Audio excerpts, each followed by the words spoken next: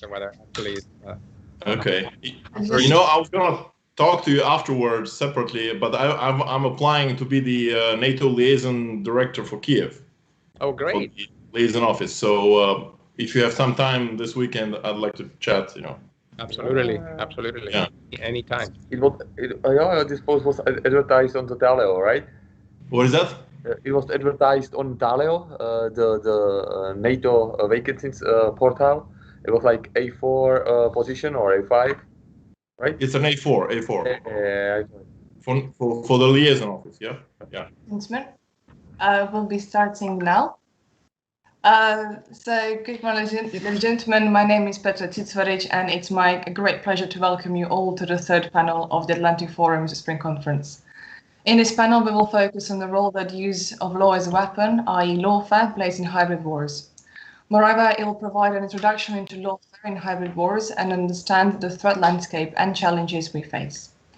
Importantly, it will delve into NATO's capabilities and effectiveness of already introduced countermeasures. It will investigate the difference between Zeusian and Hadesian lawfare and how this approach to understanding lawfare can assist the alliance in creating both a successful and legitimate response to threats of hybrid warfare. Young professionals will also learn what makes lawfare, especially Russian lawfare, so dangerous, and how Lawfare Center of Excellence could actually assist the alliance in creating a truly holistic approach towards deterring future hybrid threats. Most of us going somewhere we know, that doesn't mean we should know what to expect. I'm sure you all recognize this line from Marvel's Endgame and wonder what does it have to do with hybrid warfare and warfare. Well, in the immediate aftermath of the Cold War, the global society has become lulled into the idea of the everlasting peace. However, despite the fact that there has not been an occurrence of the war on a large scale, as it was during the First and Second World War, it is observable that the international security environment has metamorphosed into a grey area where the borders between the war and peace seem to be blurred.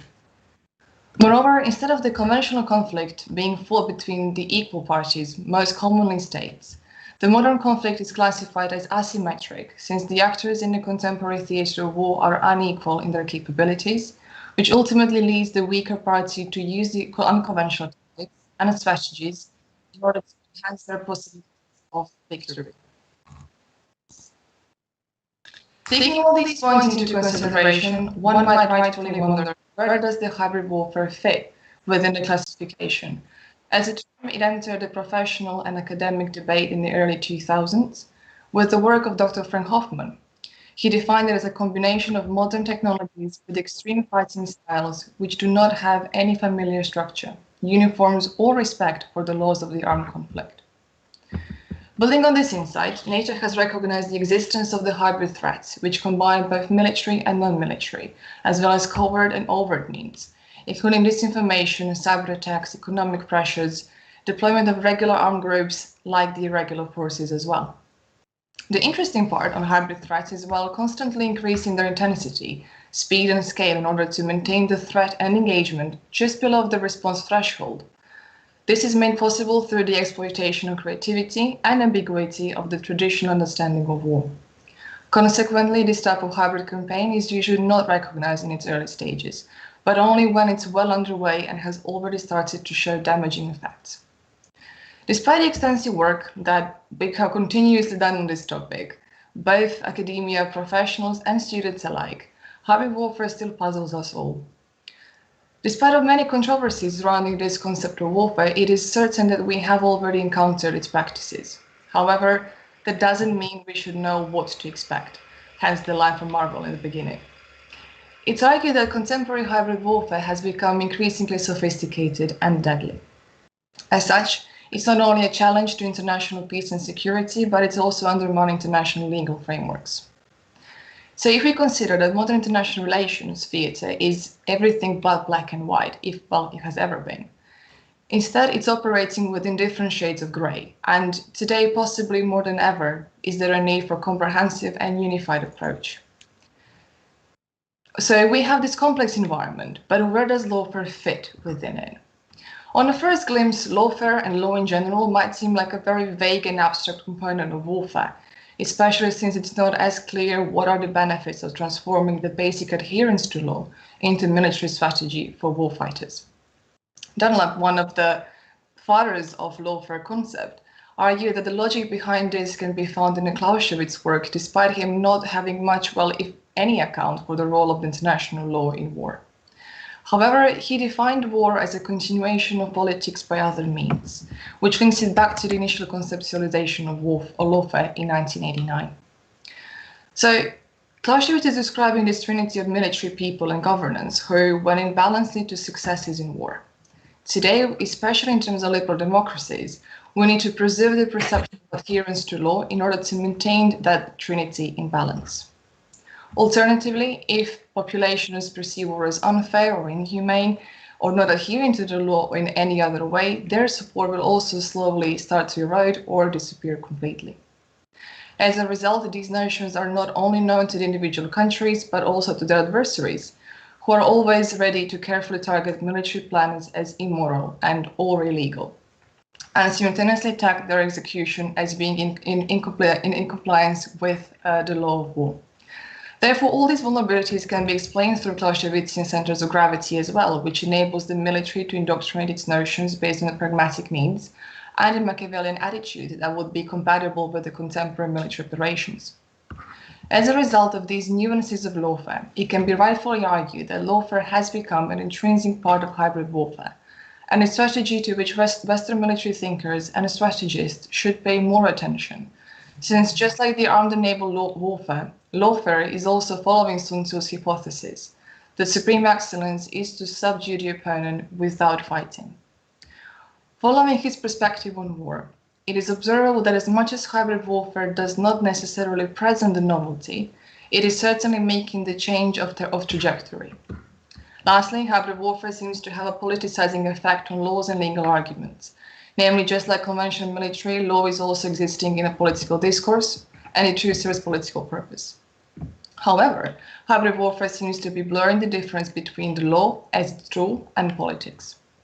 Since hybrid warfare has the ability to create and fake legitimacy through lawfare in order to conceal the illegal action, lawfare with discretion and power has become a crucial aspect of hybrid warfare. And to explore all of these complex topics and notions, I have the great pleasure to welcome the following speakers to this panel. Mr. Andres Munoz Muscara is one of the 3 NATO senior legal advisors. Mr. Munoz Muscara joined NATO in 2000 as a civilian, and he is the NATO commander's legal advisor. He served in the Spanish Armed Forces in 2 cavalry regiments as a both case officer and a tank commander until 1991.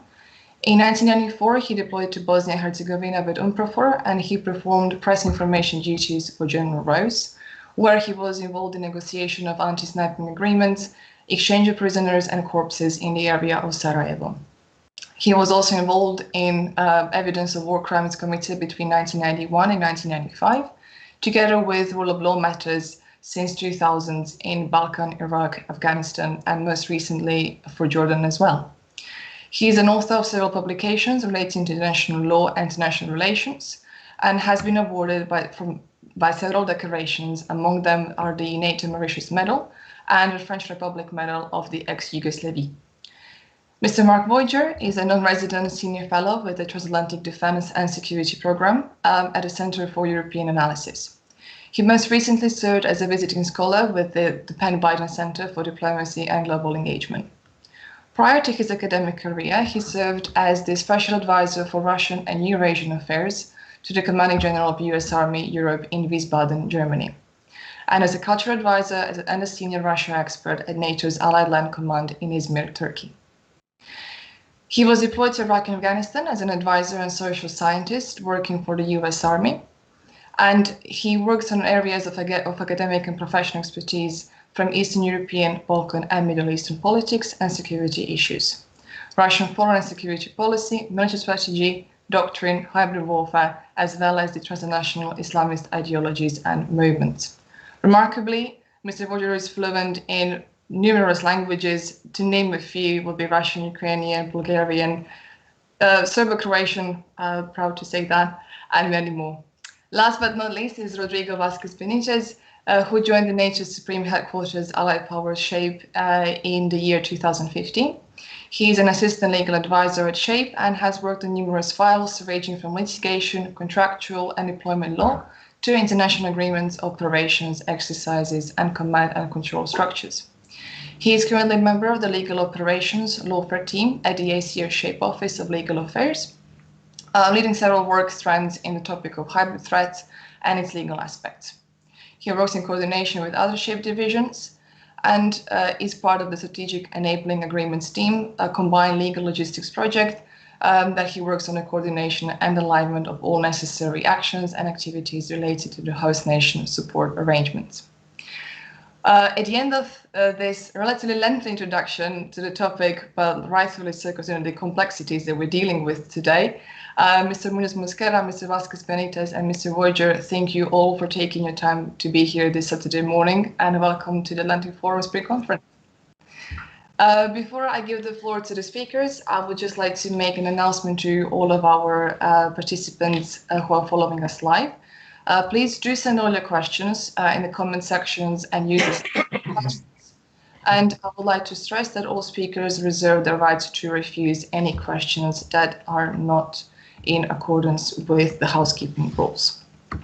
Having said all of this, I would like to open the floor for the short introductions to the topics and to give an overview of the topic. Mr. Mark Voyager has prepared a little presentation for us, so we're going to cue in with that one, following by Mr. Munoz Muscara and Mr. Rodrigo Benitez Vasquez. Please, Mark, the floor is yours. All right, Petra, thank you for this kind introduction. And of course, thank you for the invitation. I'm thrilled to be taking part in this amazing event. And of course, thank you to my friends, the directors, Igor and Jacob. What a fantastic initiative the forum is. So today we will, as you mentioned, we will look at an aspect of hybrid warfare that has long been, if not disregarded, at least not necessarily analyzed in depth, as others have. And it is, of course, lawfare or legal warfare. So in the 5 or 10 minutes that I have allocated, we're going to go on a whirlwind tour of almost 350 years across Eurasia, from the Black Sea in Ukraine up north to the Arctic. So Russian lawfare and how Russia has used international and domestic law against its neighbors, against the West, of course, and against Ukraine, first and foremost in the past decade or so. So without further ado, if we try to visualize hybrid warfare, we can maybe think of it as this mythological animal, the ancient Greek Hydra, with multiple tentacles. Of course, this picture is not meant to scare children at night, but it's obviously trying to make sense of all the various strands, all the various tools that are used by the Kremlin in its hybrid warfare against not only the West, its adversaries, but also its population.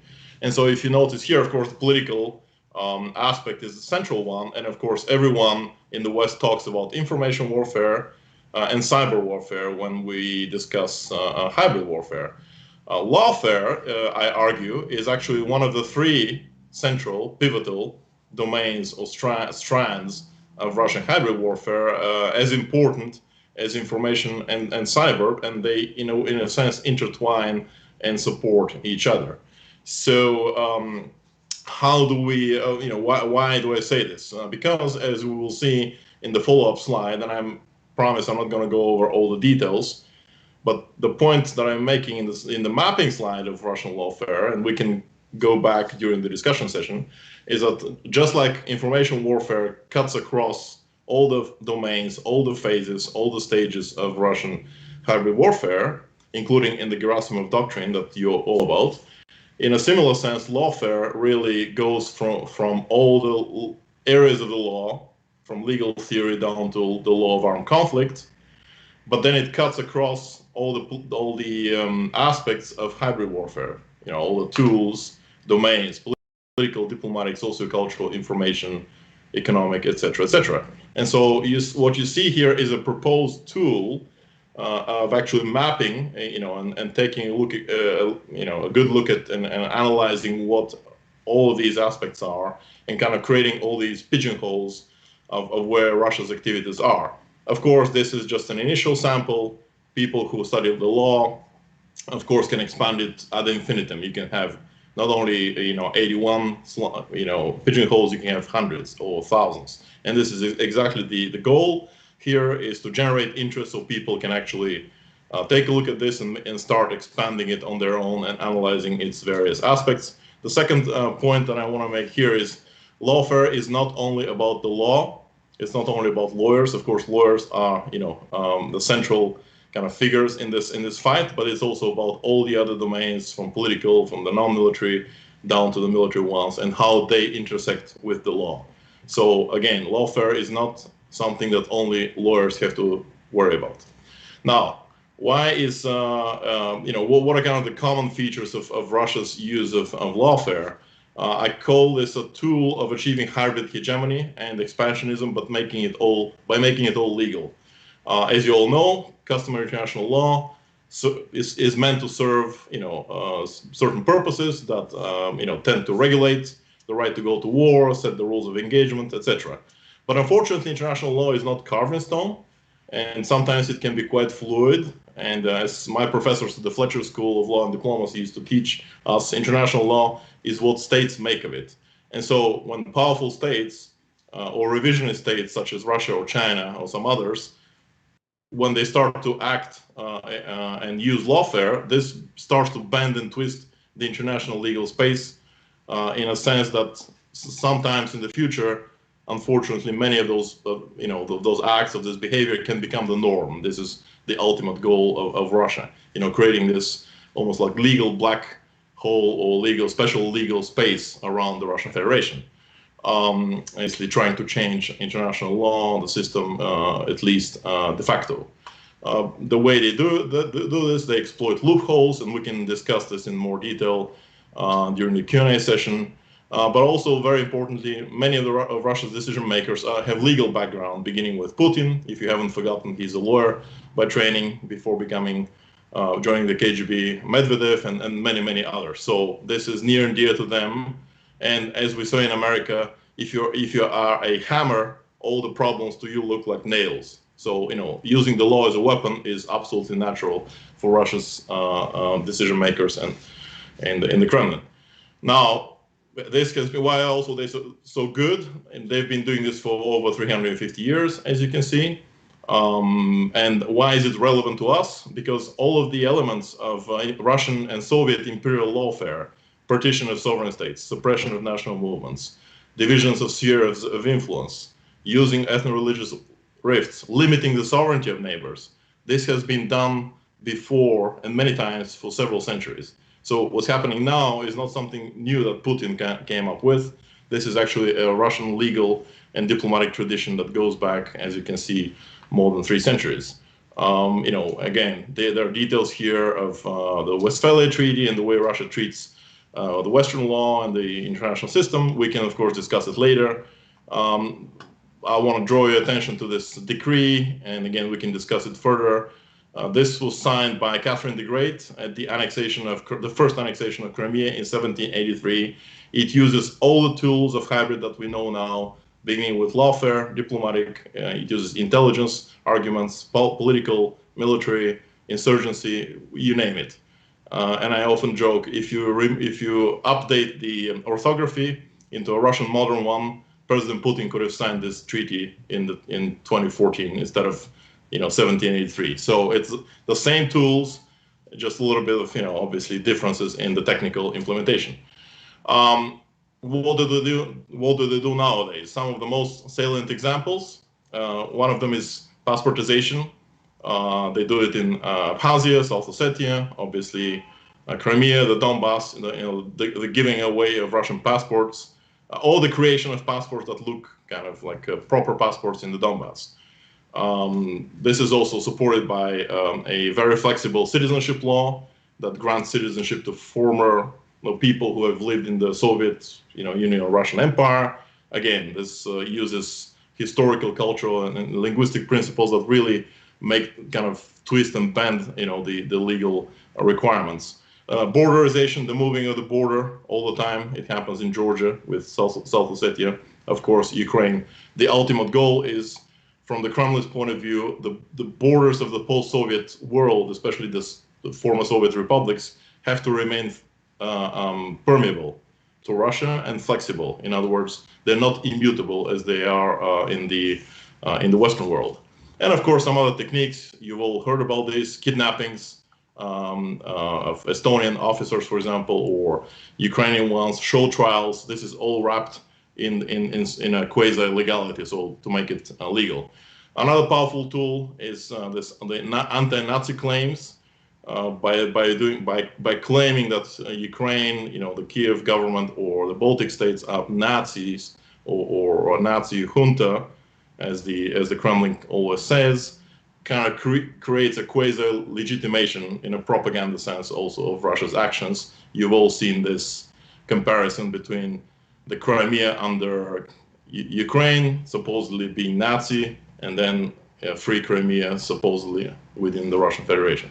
And of course, one of the most powerful tools is expanding the responsibility to protect. As Russia opposed the interventions in Yugoslavia, for example, then they decided to actually kidnap, kind of hijack this right to protect. And then there are all sorts of reasoning, humanitarian convoys, etc., that give this air of legality of what Russia is doing against Ukraine in the Donbass.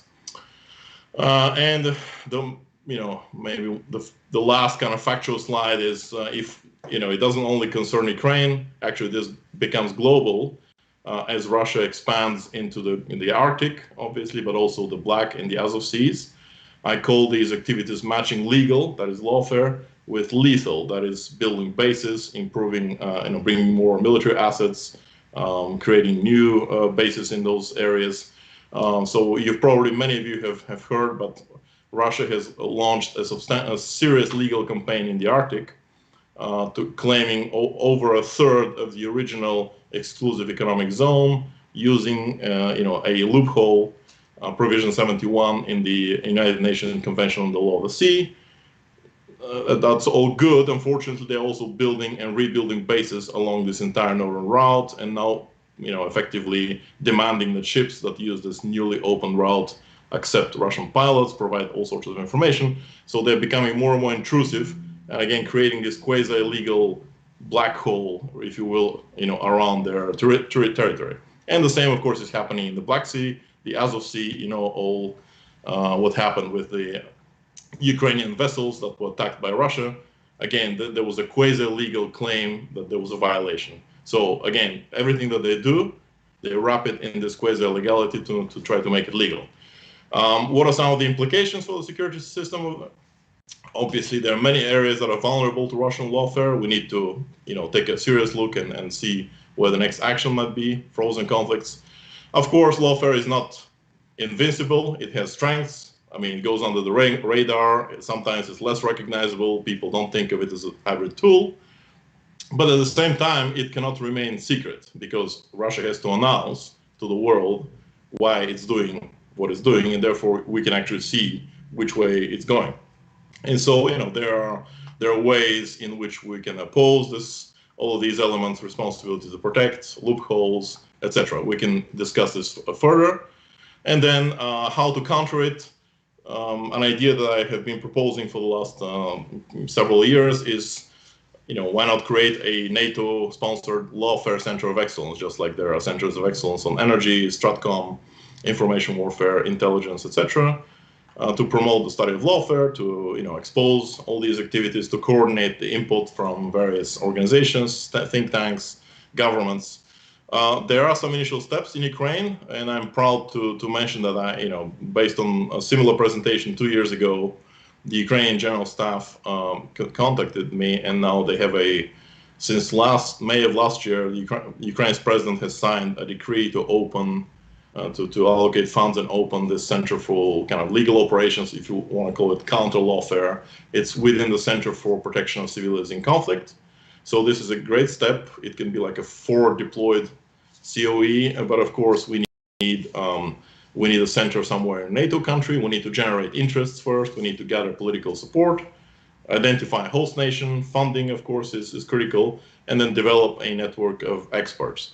Finally, another good story, the European Humanities University in Vilnius, again, with kind of my support intellectually and otherwise, is now ready to open a program, specifically a master's program in law, in lawfare studies, so from the fall onward. And then here in Kiev, the Mohila Academy is also doing something similar. So these are the good news.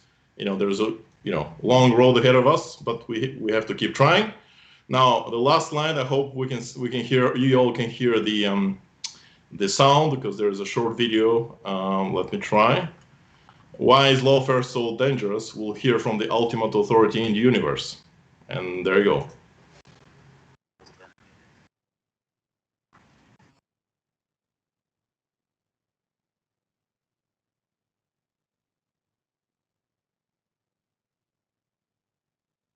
Okay, so making it legal, as you heard from the Emperor of the Galactic Empire, is really the ultimate weapon in the universe, the dark side of the law.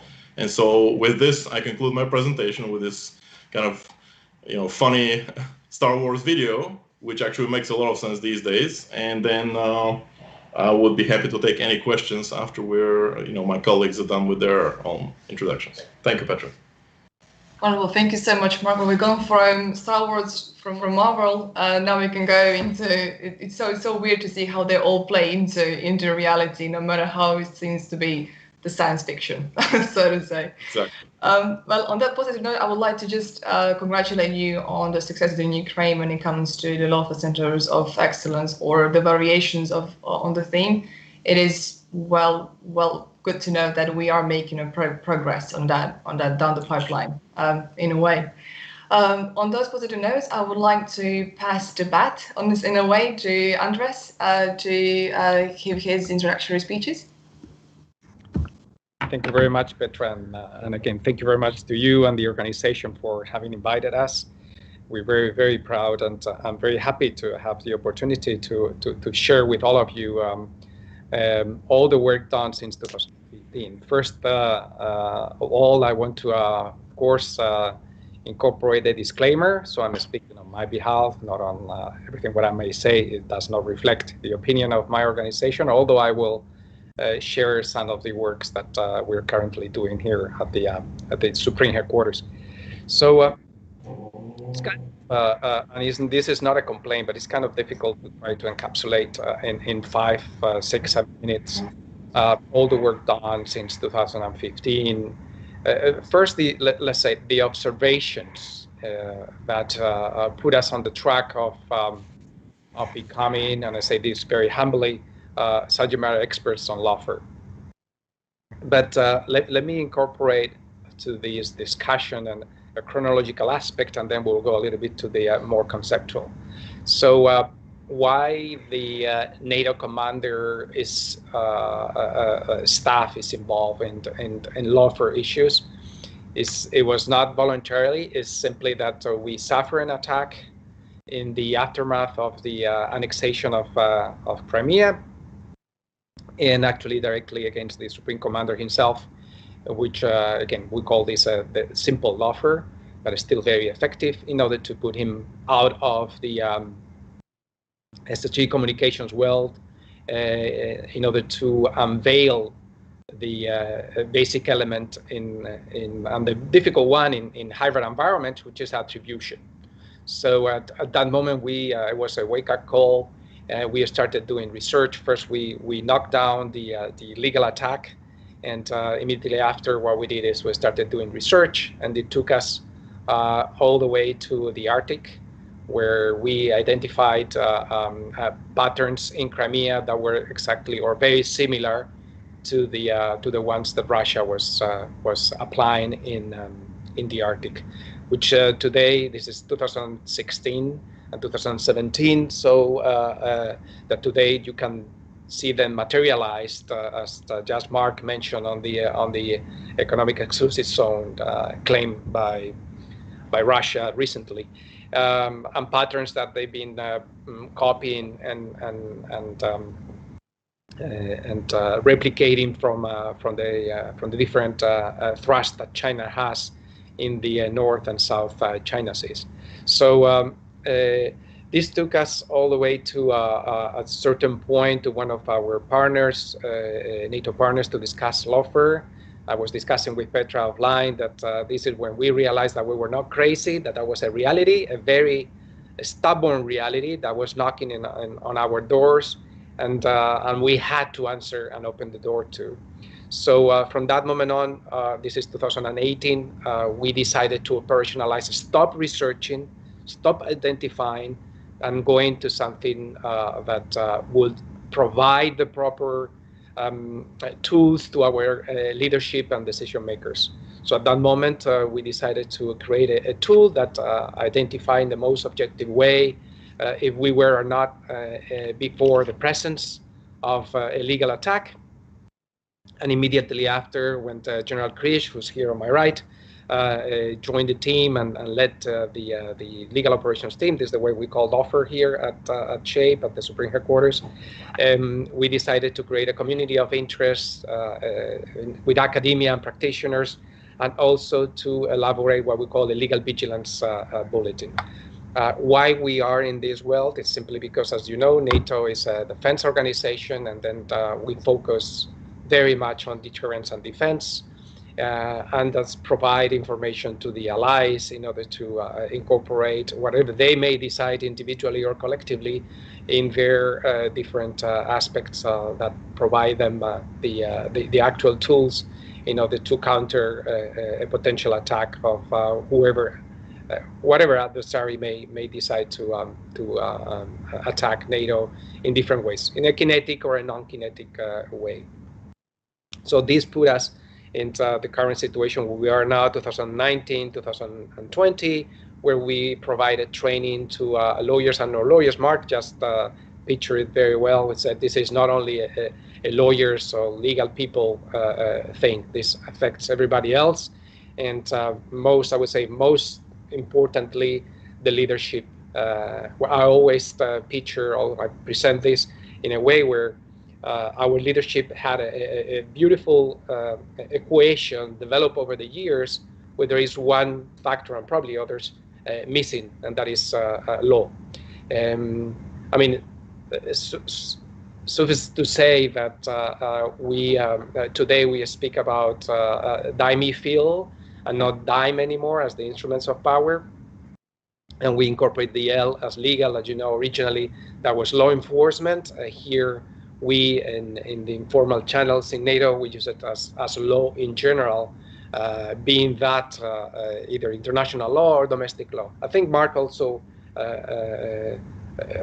observe and remark the question of domestic law. I would say that Lawfare from Russia and China mainly is shaped or is run by shaping international law through domestic law. And they are being very successful on this. It requires less effort, and in the end of the day, as we are seeing, is pretty effective, and eventually also complying, we may say this word, or fulfilling and making them achieve their interests and satisfy the unfortunately for the Western side, their long-term, well-planned objectives that for us sometimes is a little bit difficult. It's a matter of culture. That doesn't mean that we are in disadvantage. It's simply that we need to create certain tools that help us to fill the gap between our short-term view sometimes with the long-term view of China and Russia. Simply their political systems permit them so, but again, I don't consider this a disadvantage, but an opportunity.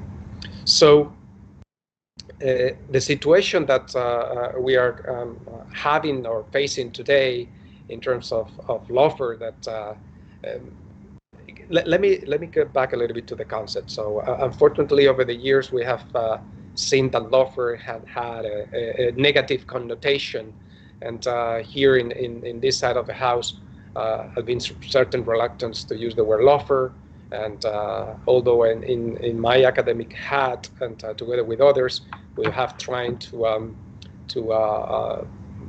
I would say mitigate this. I think, in my opinion, not very accurate definition or actually appraisal of lawfare, and then using malign lawfare by more benign lawfare, or Dashan versus Seushan.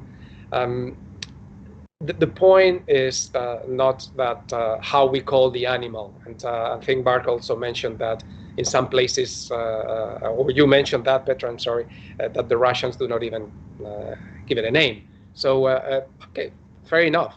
We probably it's not that important to name it, and I think it's much more important to identify that the animal has claws, has teeth, and has ears, and is ready to jump on us and attack us and undermine the basic of our societies.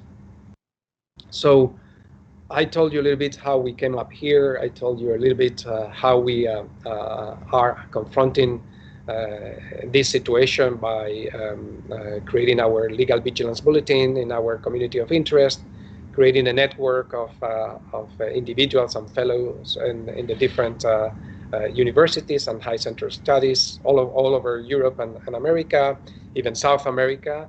Very impressive, the job done by my team.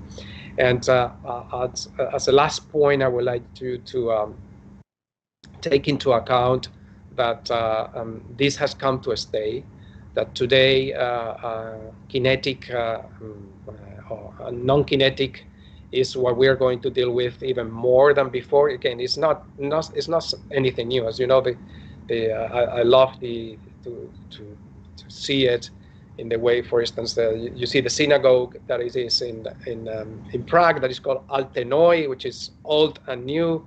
We're dealing with old and new features, but definitely this mixture of kinetic and non-kinetic has come to stay. It's cheaper to use non-kinetic. It's very cheap to use plenipotentiaries, to use strategic communications, to use information and psychological operations in order to influence law and influence those who vote, those who believe in the rule of law, those who create law, those who judge and have to interpret law. It's cheap, it's easy. Today, internet and the social media permit all this access to the last of the individuals in our Western and free societies. And this is being used by our adversaries. And I always say that if there is something that really hurts to our societies, is the rule of law, the law. If the law, which is the glue of us, of our societies, of the freedom of the liberal democracies in the world, if you attack that and you identify that as center of gravity, you really will hurt that society and that civilization in the end of the day. But one thing that the adversaries are missing is that the system might have Achilles, and I say in plural, heels, but definitely the glue is very, very strong. And in the long term, because of the rule of law grants the freedom of the individuals, has all the ingredients to prevail. But it is also not given for granted, which means that all who are working at this side of the world, if we can picture it that way, I would say we have to be ready to create, develop, and implement instruments that create resilience of our rule of law societies, implement this and project this to the rule-based international order, and understand that things can be done better, simply that human products are never perfect, but claims like the Unrestricted Warfare and the famous book written at the end of the 90s by the 3 Chinese colonels, putting all the grievance and all the guilt, all the blame on the Western side for not having accomplished the promises of after World War II. So that doesn't mean that that the achievements reached today by law and by all the countries is wrong. It might be imperfect, but it definitely is not wrong. So to wrap up, let me tell you that Lawfare is a reality, no matter how we call it. Lawfare needs to be observed. The adversaries are ready to use it. Actually, they are using it.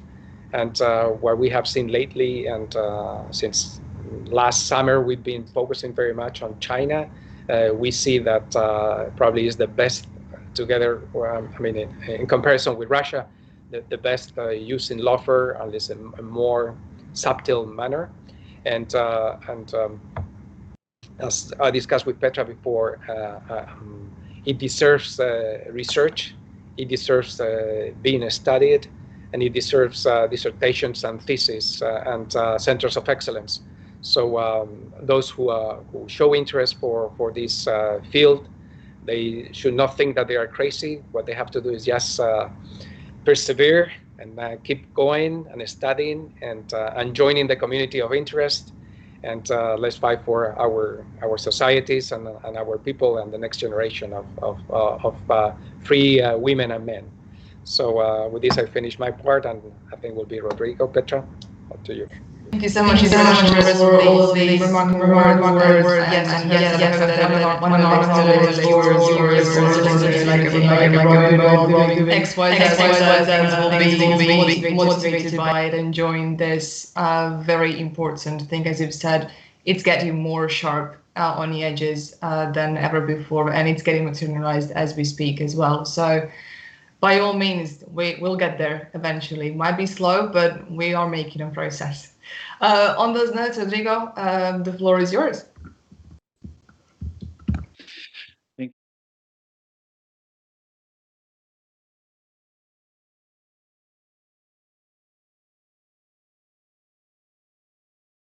It's really an honor for me to be here.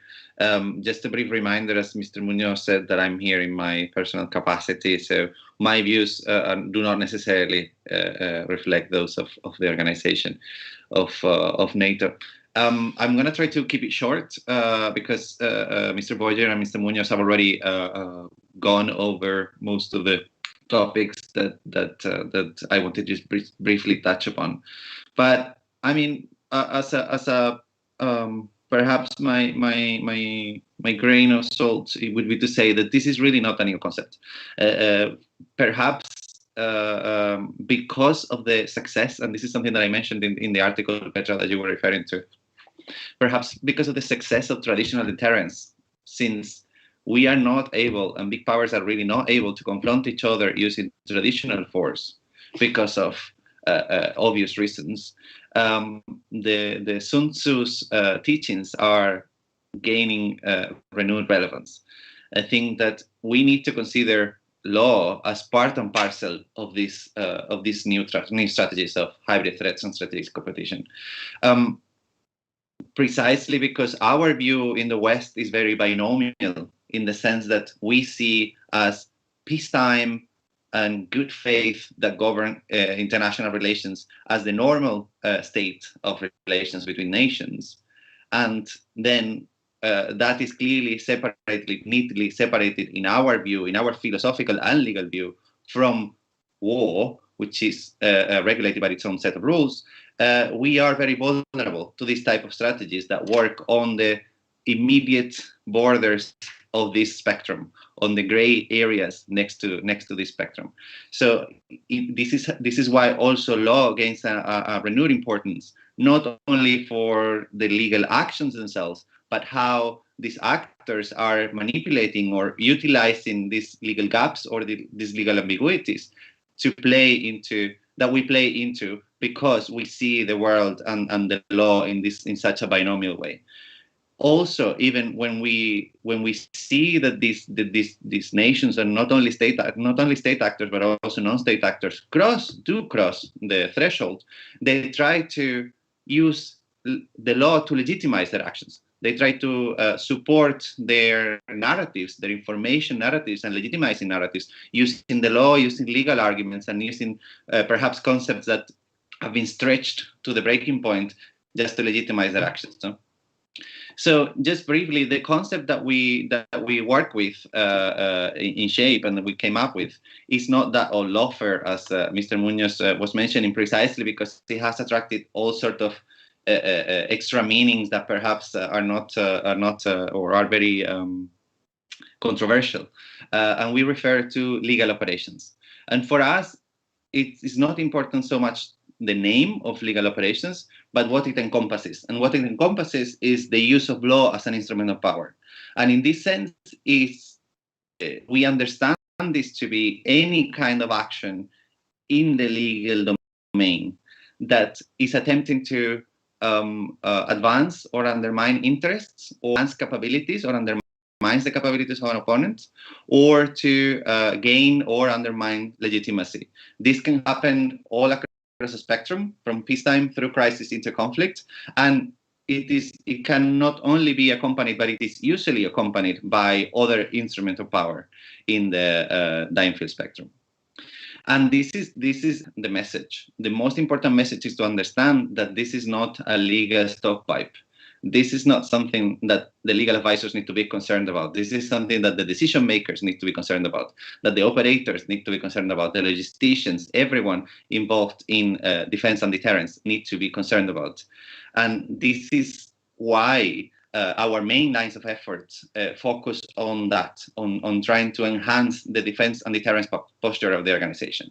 So on one side, we have the legal response and effects line of effort, which takes into trying to react, to respond to those identified legal operations, and most importantly, to address vulnerabilities that we identify. And that's why so important legal vigilance, what Mr. Munoz mentioned before, which is our second line of effort. We need to actively monitor the legal environment. We need to detect actions before they start producing effects, because when they start producing effects, it's already too late. In one of the examples that Mr. Voyager usually uses in his presentation, it's how the Duma started to debate a law on annexation of new territories into the Russian Federation before Russian troops crossed the Ukrainian border. What if we had been looking into that?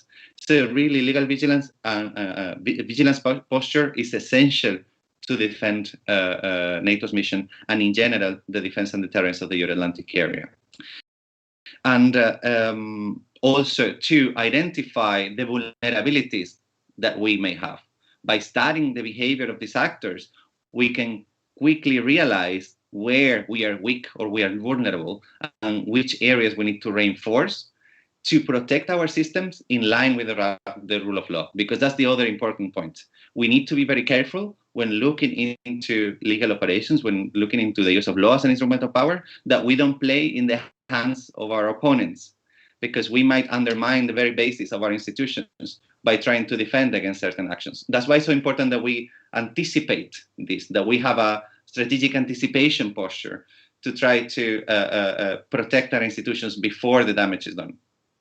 And that's just a final touch. Our third line of effort is the legal operations training and education.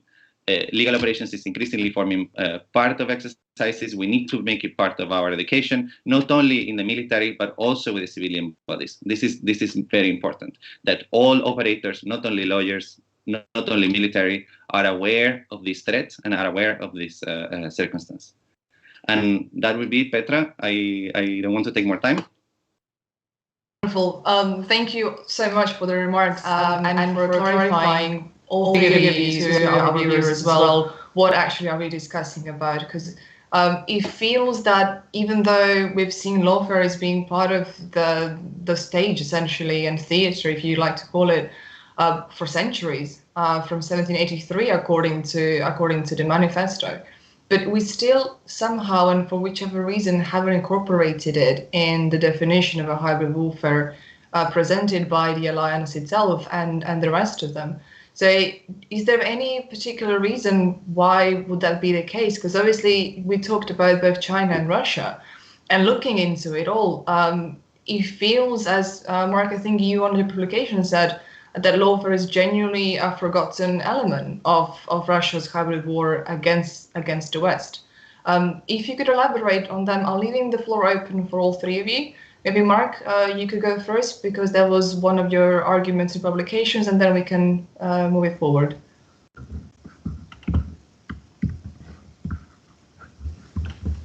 Was mute. Sorry, Mark, you're on a mute. The way I understood your question is why Lawfare has been forgotten for so long, in a way, correct? Especially within the EC. Yes, Yeah. and why essentially it's not part of the NATO's hybrid warfare definition and the approach on a much more, so to say, serious note, in a sense.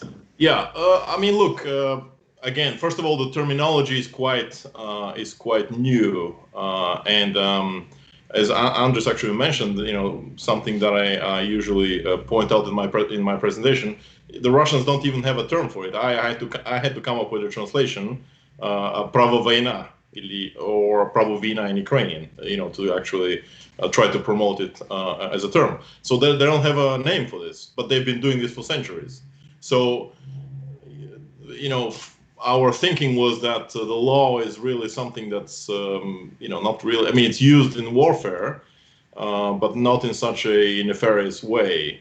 And so when, you would agree, when we all talk about hybrid warfare, everybody talks about information warfare, cyber, maybe intel, of course, clandestine operations, but the law is always something that people think it's all about boring discussions among lawyers, some moot points, so it's not perceived as something that can be used in an active sense. So this is my thinking, and of course this has to change, and I'm sure my colleagues will add to that. Why is it that we haven't? And they're actually doing a great job, as we all saw from their presentation over the years. From my side, Petra, I mean, there are many perspectives. I mean, one of them that might be that Lawfare has been hidden behind strategic communications and has been just one part used. Some of the situations that we put in our tool, in our that we have developed here in order to identify if we are not under a Lawfare attack, is basically many statements made by plenipotentiaries, or those who have the power to or the backup of the specific government or authorities, no matter if they are states or non-state actors, and sometimes people it's so mixed that end up being like information operations or sometimes psychological operations. But I think it will be a mistake from our side to keep thinking that way, because if you see how China categorizes or has three categories in the influence operations, they clearly have information, psychological, and legal warfare. That's the way they call it. And again, it's what I said. It's a reality. It's something that might be hidden behind something, but I think it's here in the Western. The moment I think it's happening already. I mean, I don't think we did an analysis on the allies and the different partners, and now we have plenty of statements coming from the ministers themselves, and referring specifically to Lawfare and the misuse and abuse of law in order to reach and to enter the strategic competition and to reach political and military objectives. So this is happening. It's being now little by little getting traction especially in the ministries of defense, not only, but also ministries of foreign affairs. But as Rodrigo and Mark highlighted, and myself before, this is something affecting everybody else. This is not a matter of defense. This is not a matter of foreign affairs. This is affecting everybody else. And law, as you know, as I said, is the glue of our societies, of all the activities and disciplines of our societies. So I would say that somehow it's hidden behind strategic communications or information operations. But I think the Chinese have been very smart in actually separating the three of them: psychological, information, and legal. Over to you. If I may. I'm sorry, and we have. If I may, Petra, I believe the beauty and danger of legal warfare is that I call it a long-distance run.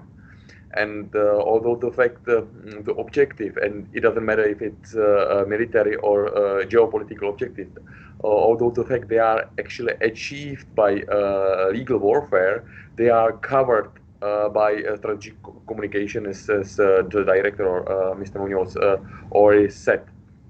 But it's very dangerous, since you are not able to, or if we are not able to identify this malign legal operation at the beginning, then normally and most probably it's already too late when we are seeing the results and consequences of legal operation.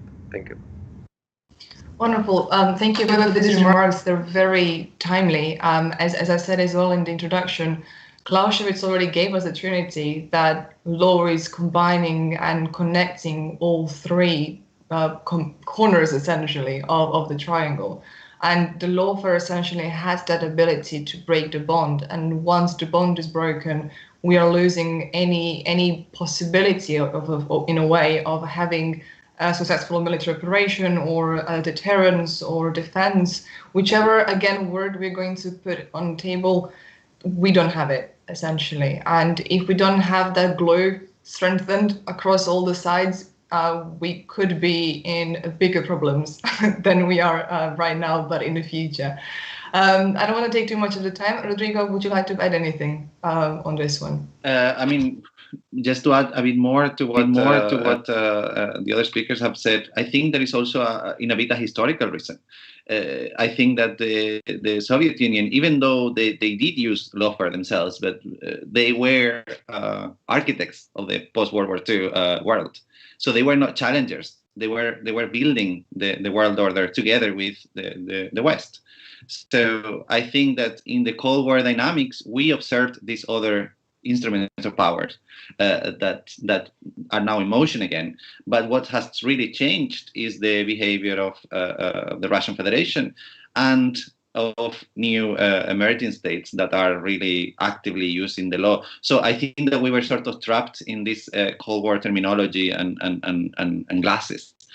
Looking at the reality. So it's probably one of the reasons why law was a bit left out.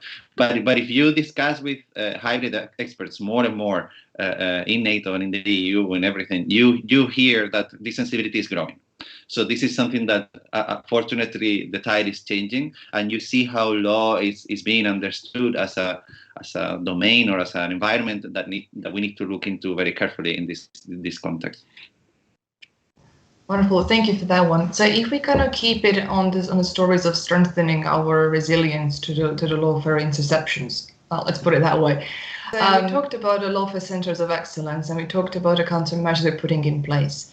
Mark, in terms of the lawfare center of excellence, how do you envision their operations, how they will be strengthening the alliance themselves, and looking into countermeasures we've done so far as well. What edge should we take on them to maybe enhance them, to further kind of strengthen the possibility of achieving our both long-term and short-term goals when it comes to NATO 2030 and onwards?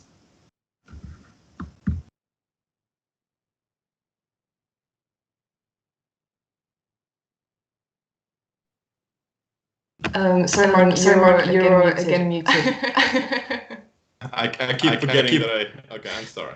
Don't worry.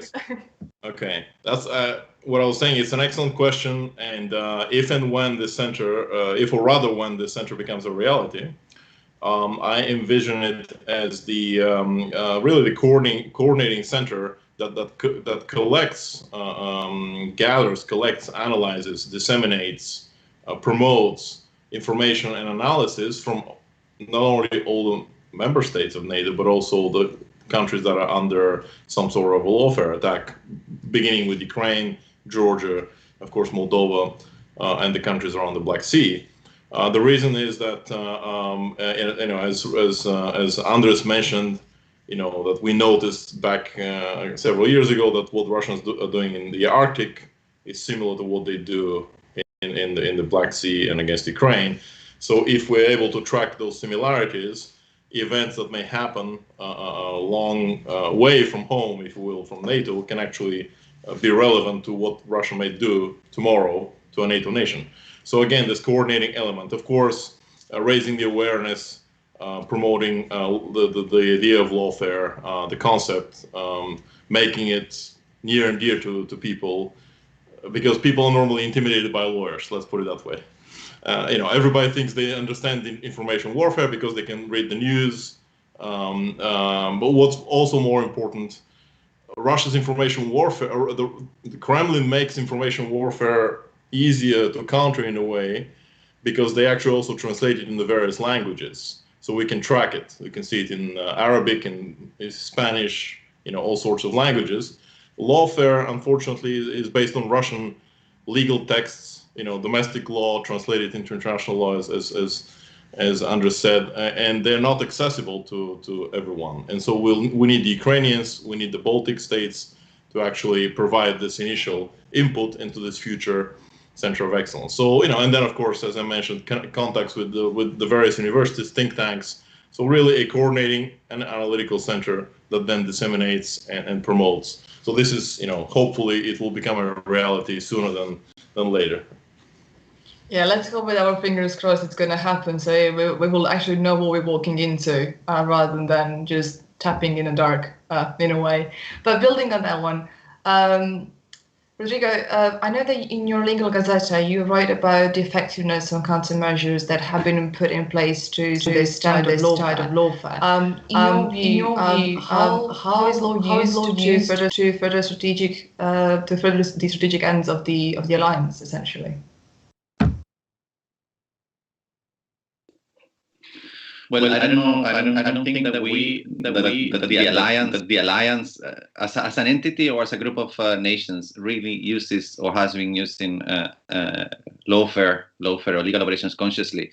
But for sure, we are architects of the rules-based international order. So I think that in a way, when we are out there trying to set standards for, like we can see recently in conversations between the European Union and the USA, setting standards for artificial intelligence or for cyber security or for space, etc. That is the type of actions that we need to be doing, and that fortunately I think we are doing. So disregarding of whether we perceive this as a strategic activity, let's say, or to advance interest, I think that because our institutions are based on values and on these principles, are automatically doing that.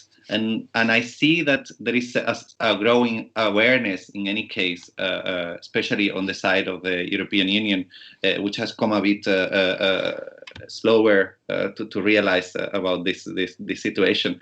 But there was a very interesting declaration from the President of the European Commission, Ursula von der Leyen, in the last Munich Security Conference, where she said, which we captured in our legal vigilance bulletin, where she said, the drafters of the legal rules are the ones who determine the future of our societies. And she said, you referring to the US president, she said, you said what the president said, we don't want China to be doing this for us. So I think that is precisely the mindset that we need to be having. We need to be very much aware of how the rules are being changed and are being built, and we need to have our voice and have our say in how this is developing. Thank you so much on this one. We have also talked, kind of keeping on topic as well. Andres, in your article with Professor Bachmann, you write about that hybrid warfare has the potential to alter the future conceptualizations of conflict. Could you elaborate for our panel, for our viewers, why this type of warfare has this potential to change the strategic calculations of potential belligerents? Thank you very much, Petra. I think this is one element that shows the risks that we are confronting, and the more let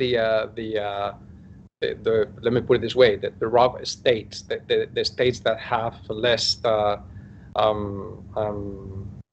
concerns on manipulating and abusing law, understand that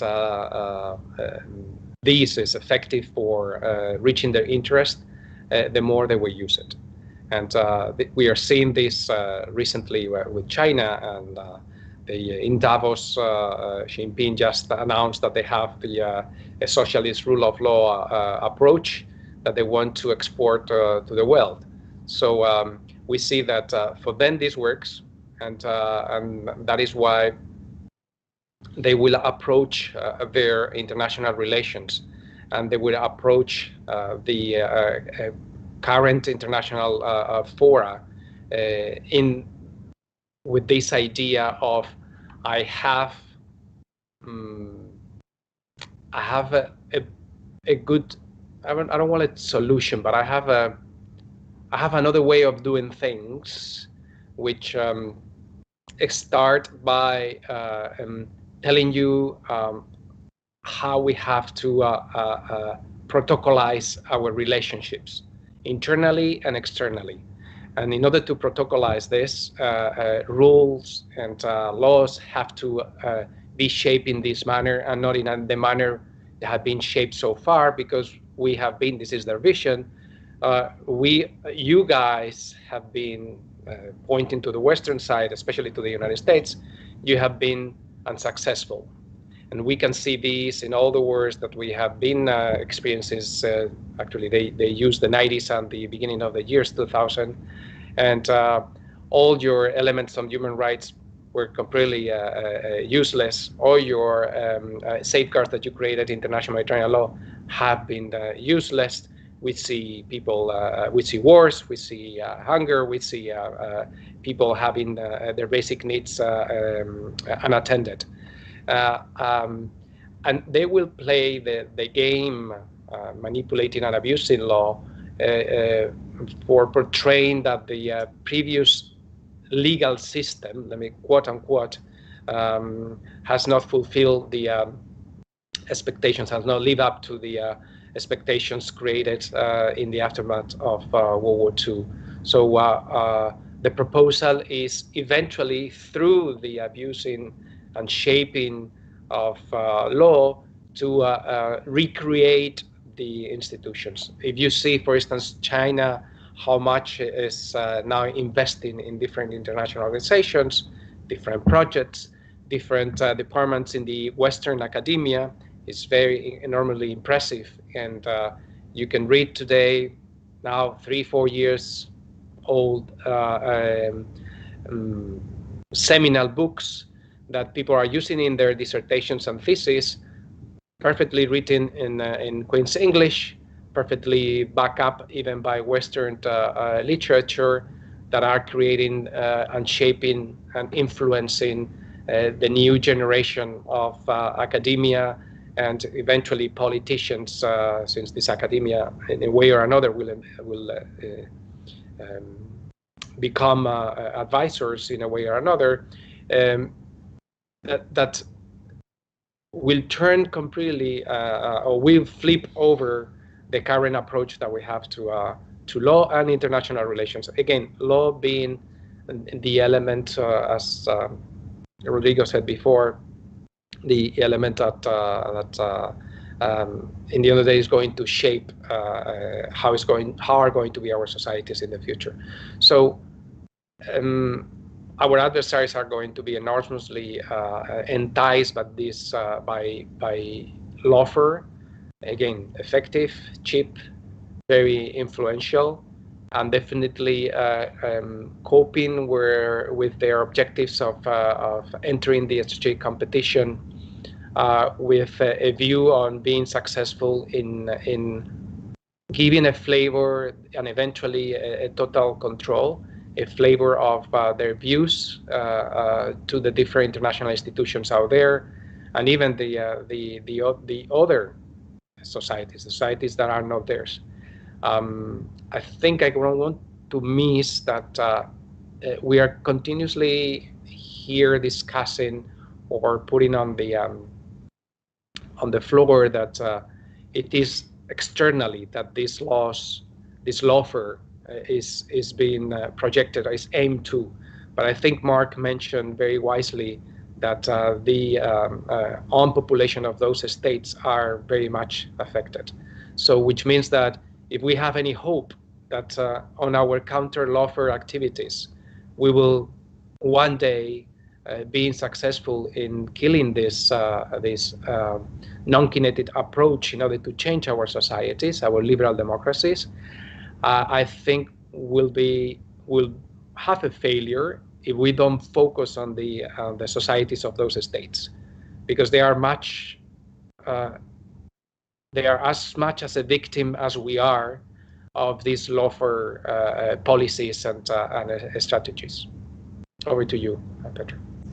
Wonderful. Thank you for these remarks. I got one really interesting question from our patron, Philip Walczak, who's asking, do you see any chance for countering lawfare by new tools and notions within international law, for example, by treaty limitations on the right to protect?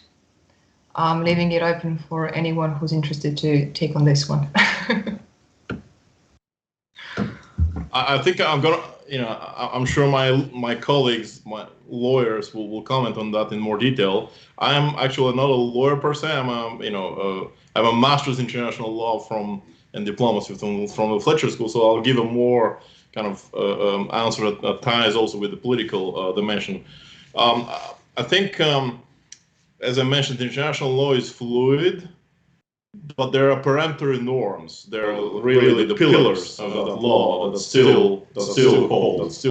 And so, as fluid as Russia might try to make it, we need to prop those pillars, those peremptory, those mandatory norms, in a way that doesn't allow Russia and China to actually shake the foundations and crumble the whole system and rebuild from based on their own image of what international law should look like.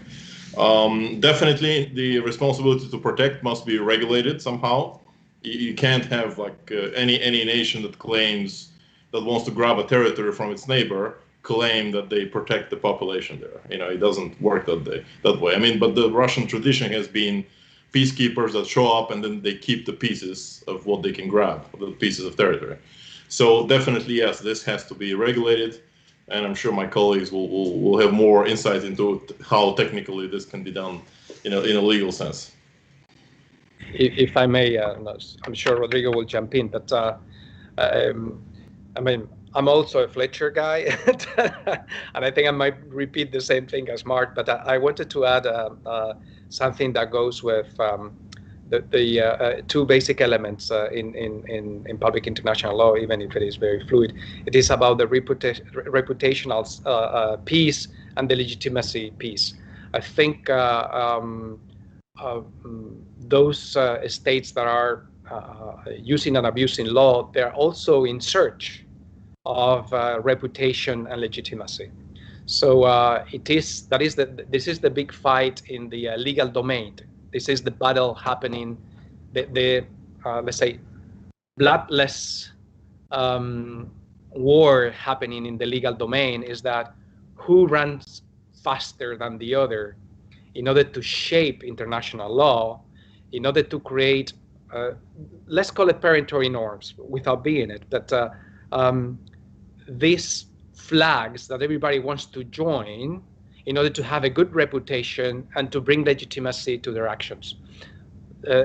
Remember what happened in the eastern side of Ukraine when the Russians painted white thousands of trucks, and they get into the territory of Ukraine, claiming that they were providing humanitarian help, protection of civilians, quote unquote, to their fellows who already had, and as Mark more or less depicted in his introduction, Russian passports, Russian citizen, and Russian pensions, simply because there was a modification in the internal laws of Russia without touching international law. You see the combination of internal law, international law, and they come and they use it and manipulate it.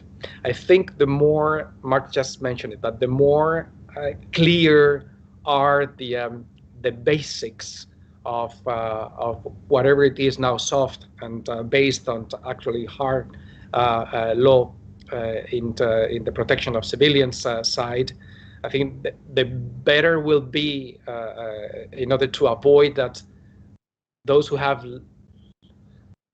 less they're less conscious with the value of law and the rule of rule of law parameters and basics will not abuse because otherwise they will abuse it in order to search reputation, good reputation, and in order to legitimize their not legal, I would say not legitimized, and I would say internationally speaking, not legal activities, or abusing, for instance, or manipulating or just twisting international humanitarian law, like Russians did in the eastern side of Ukraine. Over to you. Well, thank you so much for all these remarks. We are 4 minutes over the time. So really, if you have anything to add, by all means, feel free. I won't cut you off. Just a small remark. I found it a very interesting question because it triggers an important thing, and it has to do with the narratives. The responsibility to protect it is broadly understood in the academia and in the legal world that is not. It is very limited, and it was very limited consciously by the state. So it has to be always under the authority of the United Nations Security Council.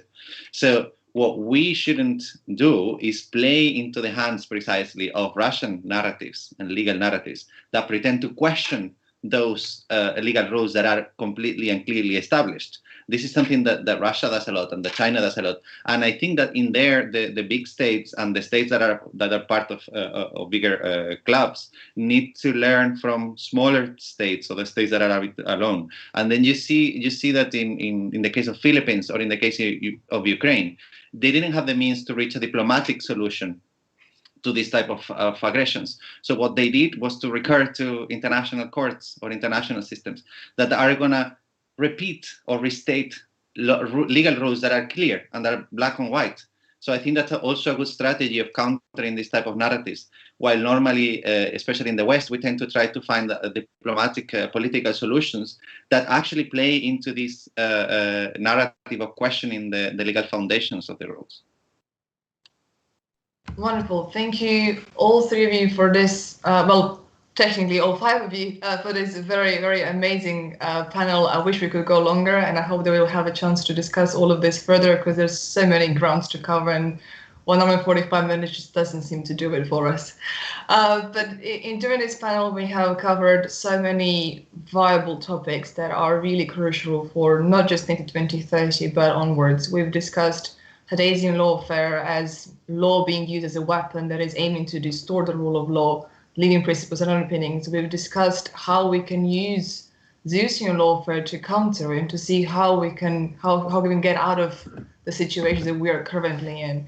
And obviously, as Mark, you said about the laws of the Center of Excellence, by all means, we need them. And I hope that in the future that the NATO will incorporate them like Ukraine has already started doing, essentially. But to wrap it all up, thank you all so much for joining me today. It's been a true pleasure and honor. As I said in our previous discussions, I've been an admirer of your work for years now. So it's a true pleasure to have you on my panel today and looking forward to staying in touch with you.